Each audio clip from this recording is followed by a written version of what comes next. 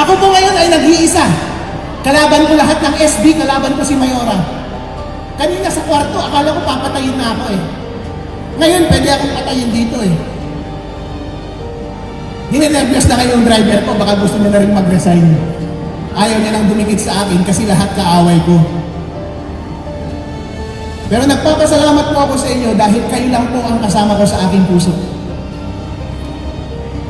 At hanggat ibinibigay niyo ang suporta niyo sa akin, at hanggat sa tingin ninyo ay nakukulang ang gobyerno sa pagbibigay ng serbisyo sa inyo, nandito ako, nakakampi ninyo, at babantayan natin ang lahat ng kanilang pagnanakaw. Tama po ba?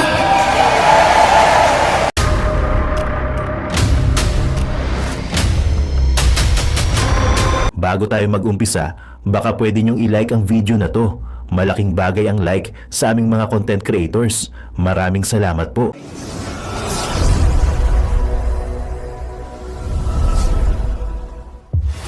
Kanina sa kwarto, akala ko papatayin na ako eh. Ngayon, pwede akong patayin dito eh. Humingi na ako ng patawad kay Mayor, hindi siya pumunta ngayon dahil alam niya, kanina sa meeting, sabi ko, hindi mo ako mapipigilang magsalita. Magsasalita ako. Alam niya na magsasalita ako ng hindi maganda. Nang totoong naobserbahan ko, kaya wala pa siya dito at wala yung mga ibang SB. Nag-aaway-away kami dun sa executive office sa taas ng munisipyo kanina. Mag-isa lang ako. Kalaban ko yung mga SB at saka si Mayor. Pabayaan niyo akong magsalita ngayon. Medyo bad vibes ha? Kasi gusto ko sanang mag-come up kami ng bill kanina. Ayaw nila akong pagsalitain kanina dito eh, kasi may naobserbahan ako na mali. Illegal yung ordinansa.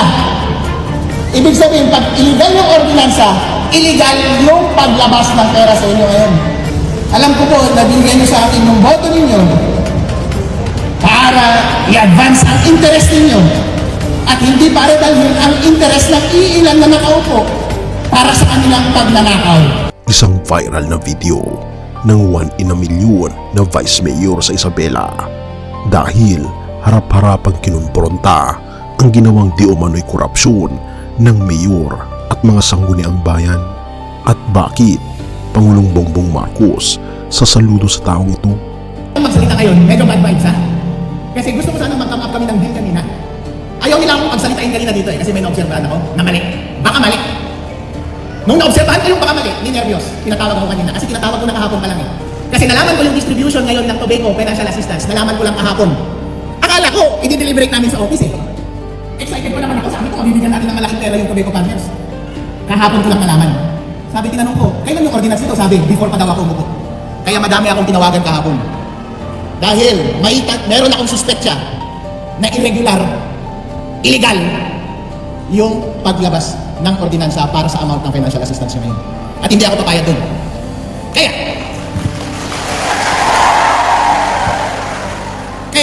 inagahan ko kanina dito kayo ng umaga. Sinet up ko yung Starlink para may internet na malakas para live tayo mapanood. Hindi pwede na lumagpas ito. Eh ngayon, narinig nila, nandito ako ng napakaaga. Pinatawag ako sa munisipyo, nag-usap-usap kami. Ayaw nila akong pagsalitain.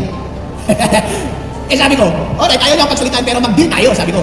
Hindi ako magsasabi ng bad vibes sa naobserbahan ko dito sa excise tax na yun, pero dapat, yung susunod na excise tax, 82 million, dapat cash yung ibigay.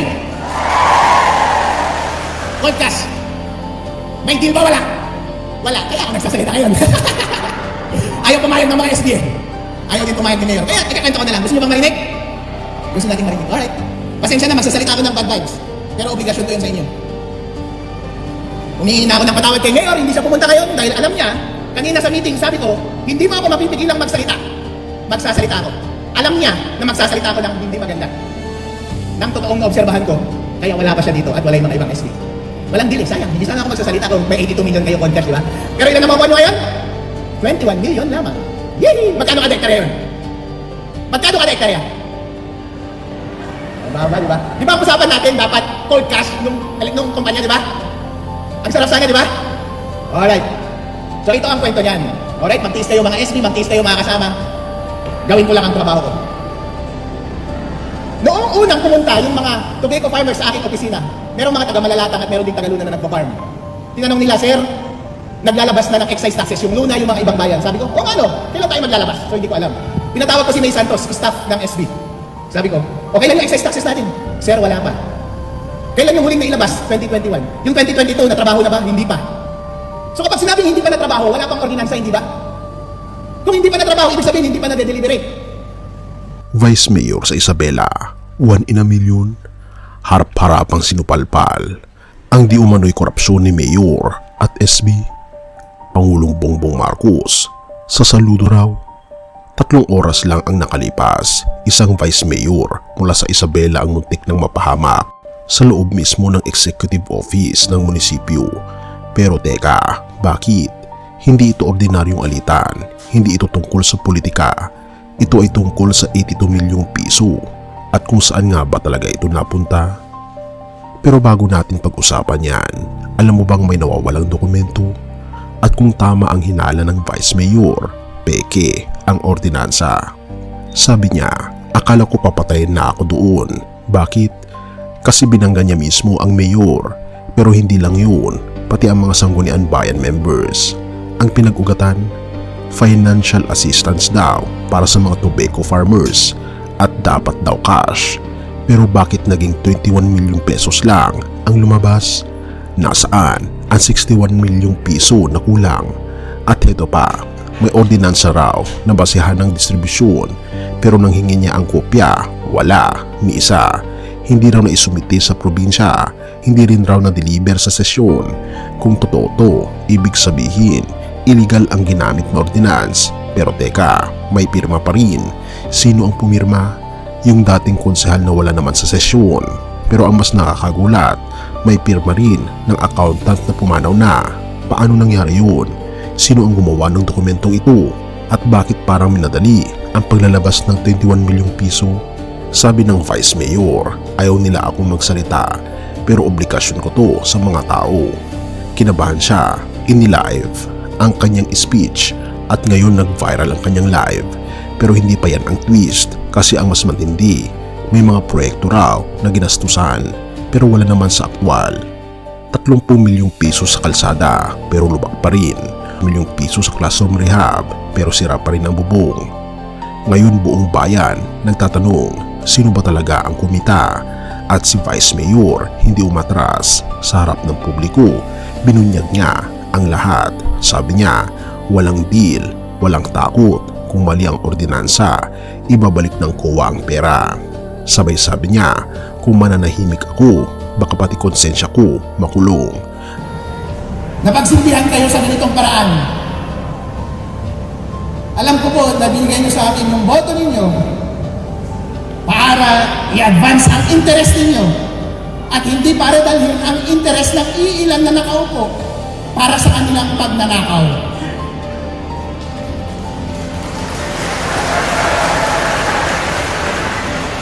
Ako po ngayon ay nag-iisa. Kalaban ko lahat ng SB, kalaban ko si Mayora. Kanina sa kwarto, akala ko papatayin na ako eh. Ngayon, pwede akong patayin dito eh. Ninenervyos na kayo yung driver ko, baka gusto niya na rin mag-resign. Ayaw niya nang dumikit sa akin kasi lahat kaaway ko. Pero nagpapasalamat po ako sa inyo dahil kayo lang po ang kasama ko sa aking puso. At hanggat ibinibigay niyo ang suporta niyo sa akin, at hanggat sa tingin ninyo ay nakukulang ang gobyerno sa pagbibigay ng serbisyo sa inyo, nandito ako, nakakampi ninyo, at babantayan natin ang lahat ng kanilang pagnanakaw. Tama po ba? Maraming salamat po. Ngayon po, pakinggan na ninyo ang explanation ng mga SB at mga ibang opisyales ng ating munisipyo. Tignan natin kung sino mas kapanipaniwala. Ngayon po, in the meantime, mukhang matutuloy naman yung pagbigay sa inyo ng pera. Tanggapin nyo na lang. Saka na sila mga problema sa kulungan kapag illegal yung ordinansa na yun, at least nakuha nyo na yung pera, di ba? Pero in the meantime, sa susunod, try natin na i-maximize yung pera na yun. 82 million. Alright, maraming salamat po at i-enjoy nyo itong araw na ito.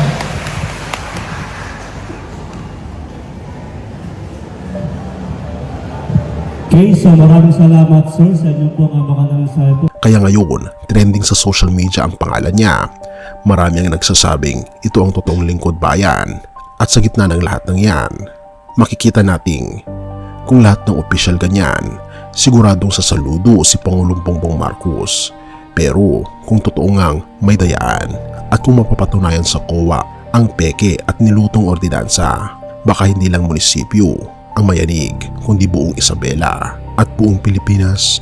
At sa susunod na kabanata, malalaman natin kung sino ang tunay na kalaban ng bayan at kung buhay pa ba ang hustisya sa ating mga munisipyo. Habang pinapanood ng libu-libong tao ang video ng Vice Mayor, marami ang napapaisip. Sa mundong puno ng kasinungalingan, may isa pa bang naninindigan sa katotohanan? Ama naming Diyos na makapangyarihan sa lahat, salamat po sa iyong pagmamahal na hindi nagmamaliw. Sa gitna ng kaguluhan sa aming bansa, turuan niyo po kaming magtiwala sa iyong hustisya at hindi sa hustisya ng tao. Linisin niyo po ang aming mga puso at ituro niyo po ang tamang daan ng katotohanan at pag-ibig. Tulungan niyo po kaming maging ilaw sa gitna ng dilim at ipakita sa mundo na may pag-asa pa sa pangalan ng aming Panginoon Hesus. Salamat po sa pag-ibig po ninyo at salamat sa pagdinig ng aming mga panalangin at iligtas niyo po kami. Sa pangalawa po niyong pagparito at patawarin po kami sa lahat ng aming mga pagkukulang at pagkakasala, sapagkat ito po ang aming samutiling sa matamis na pangalan ng aming Panginoon Hesus. Amen. Sa lumang silid, mag-isa kang tahimik. Walang kamera, palakpak ay wala na. Ngunit sa bawat pader ng bayang iniwan mo, may pangalan mong di na mabubura.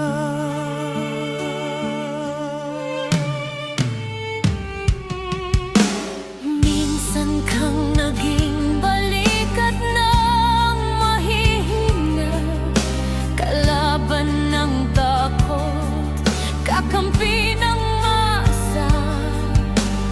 Di mo man laging nasabi ang tama, pinili mong ipaglaban ang madla.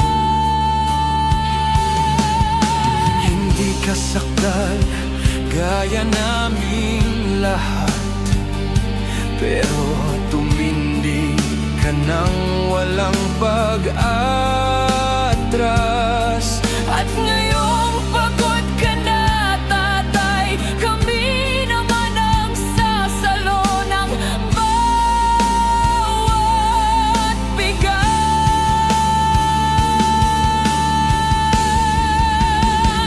Hanggang sa dulo, ikaw ay mahal. Kahit papagod na ang iyong katawan, tatay, salamat sa iyong paglaban. Ngayon, kami naman hanggang sa dulo. Di ka namin iiwan. Ang kwento mo'y dala ng bayan.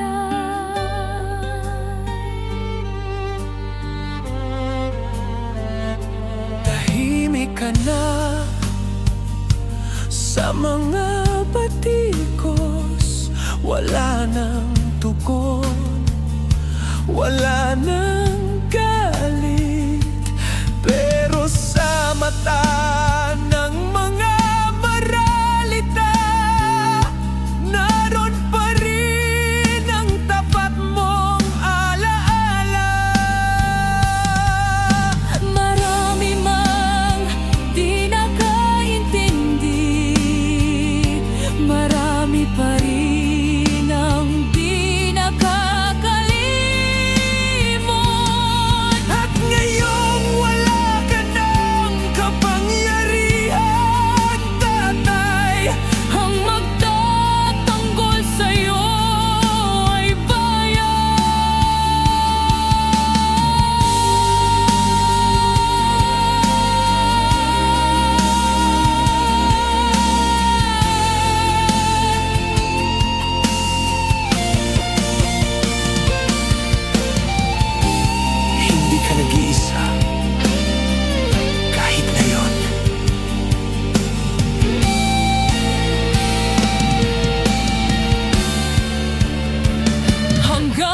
sa dulo, tangan ka pa rin sa puso ng batang minsan mong pinakain. Hanggang sa dulo, di ka nag-iisa. Ang dasal ng bayan ay sa'yo pa rin. Katay kami naman ang lalaban sa ngalan mo, sa alaala mo. Hanggang sa dulo. Dalangin ka ng puso ng masa.